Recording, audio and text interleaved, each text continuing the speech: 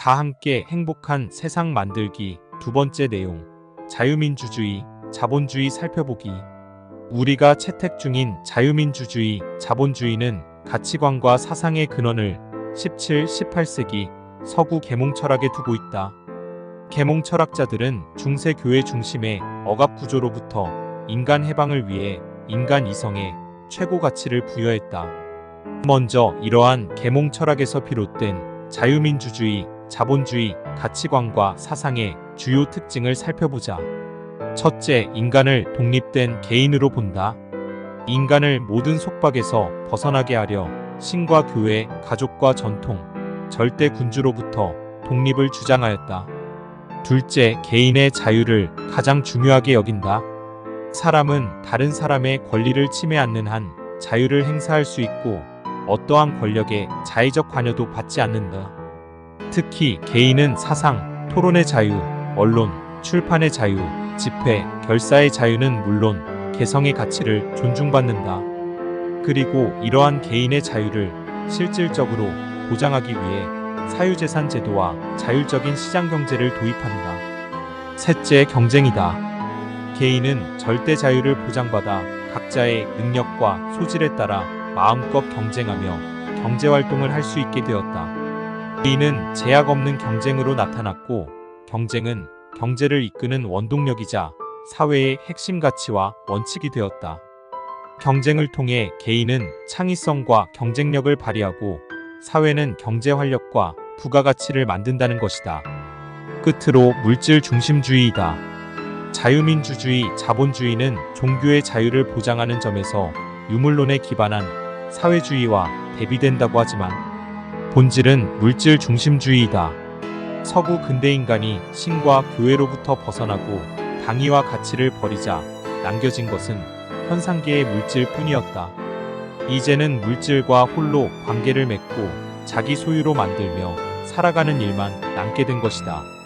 자유민주주의, 자본주의는 인간의 정치적, 사상적인 권리를 높이고 활동 수준과 영역을 확장시켰으며 산업혁명과 더불어 급속도의 경제성장과 부를 인류에게 가져다 주었다.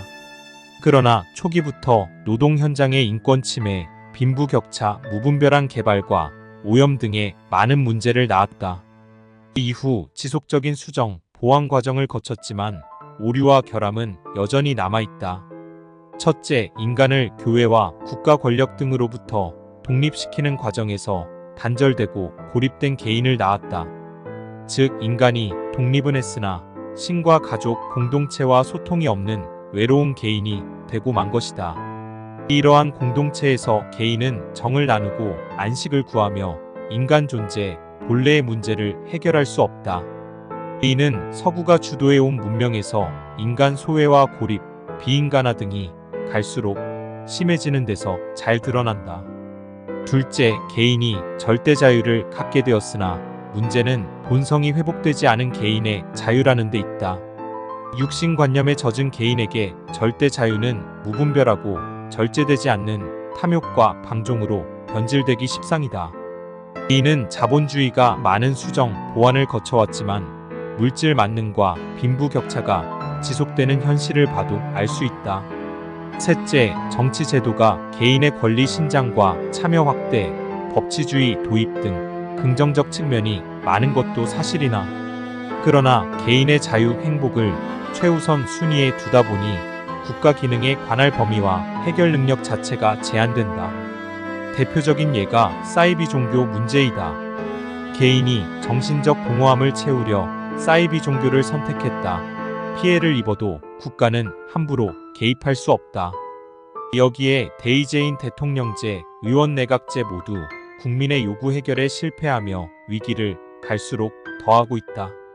넷째, 물질 중심주의의 오류와 폐해가 크고도 깊다. 자유민주주의, 자본주의에서 개인들이 외부와 맺는 관계의 기본은 물질을 소유하는 것이다. 이들에게 인간관계는 정을 나누는 것이 아니라 물건을 사고 파는 계약관계이다. 서구 사상에 기반한 공동체는 구성원의 삶에 진정한 인간관계, 가치와 당위가 없다는데 근본 문제가 있다. 이러한 자유민주주의와 자본주의는 그 의식적, 무의식적 근원이 되는 서구 교회 신앙마저 심각한 한계를 갖고 있다는 점에서 좀처럼 해결책이 보이질 않는다. 서구 근대 사상은 중세 교회로부터 독립하려는 사상적 시도였으나 완전히 벗어나진 못하는 모습을 보인다.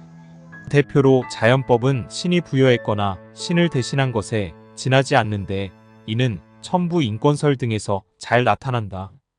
경제 측면에서도 전체에서는 개인이 자기 이익을 최대한 추구할 때 가장 잘 이뤄진다는 가정이나 공급과 수요는 보이지 않는 손에 의해 조절된다는 조화론 등은 모두 그들의 신 하나님의 흔적이다.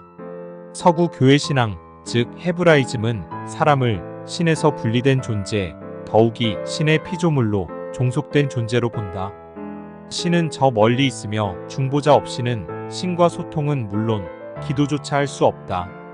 중보자를 통하지 않고 기도하면 이단이 되는 것이다. 또한 신과 통하는 구체적이고 체계적인 방법과 절차가 결여되어 있다. 내 안에 신과 통할 수 있는 신고, 주문 등이 없이 그저 일방적으로 구하는 기도 하나뿐이다. 신과 인간에 대한 정확한 이해 없이 이 세상의 종말을 걱정하며 자기 한 몸을 위해 신에게 무작정 매달린다. 그런데 문제는 서구 근대 사상은 이러한 교회 신앙의 빈약한 구원 체계조차 멀리하거나 버렸다는 데 있다. 절대 개인이 자유로운 경쟁 속에서 이윤을 향해 달려가지만 무한 경쟁 속에서 쌓이는 육신관념을 씻어낼 아무 장치가 없다는데 서구주도 현대문명에 근원적 문제가 있다. 나와 주변의 행복을 위하여 구독, 좋아요, 알림, 그리고 공유하기 부탁드립니다.